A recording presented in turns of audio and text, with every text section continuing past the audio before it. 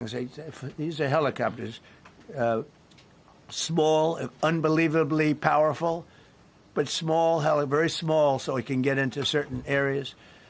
And they got them off the plane, and they rebuilt all three of them in a matter of I would say less than 10 minutes. It's pretty amazing what the genius of these people. Who would think that? You'd think it would take 5 days to build them. And in some companies, it would take 5 days, and they wouldn't do it well.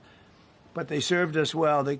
As Commander-in-Chief, I never forget the extraordinary risk taken by the warriors that we send into battle and the genius. I mean, think of it, having a contingency of 3 planes waiting because we think the sand is so bad that we probably won't be able to take off.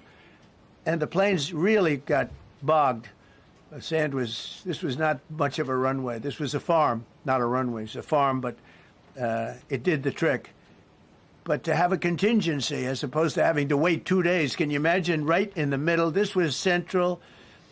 This was right, you would call it central casting if you were doing a movie for location. And probably the toughest area of Iran where we'd be sitting there. So these planes came in, those pilots came in so fast and so quick and got out of there. Everybody got aboard and just got 15-minute intervals. One load out, one load out. One load out the 3. It happened, and we were watching, and we said, "That's amazing."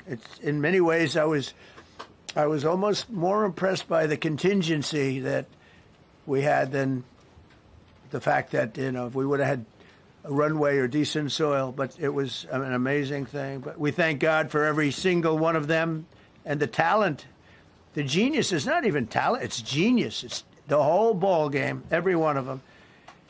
If you look at what we did with Maduro, we went into a military compound, a massive, with thousands and thousands of soldiers, and within a matter of minutes, and he lived behind iron doors. There were steel doors, broke them down so quickly, and within almost minutes, he was in the back of these planes. It was a similar group, incredible. We have incredibly talented people, and if the time comes, we move heaven and earth to bring them home safely. We're going to bring our people home safely.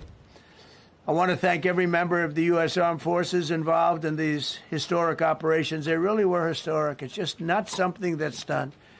And you'd understand it. Not that they don't want to do it, but when you're going into areas, when you look at these helicopters, when you look at the amount of bullets and everything else that they took, when you go into these areas, you don't come out like we came out.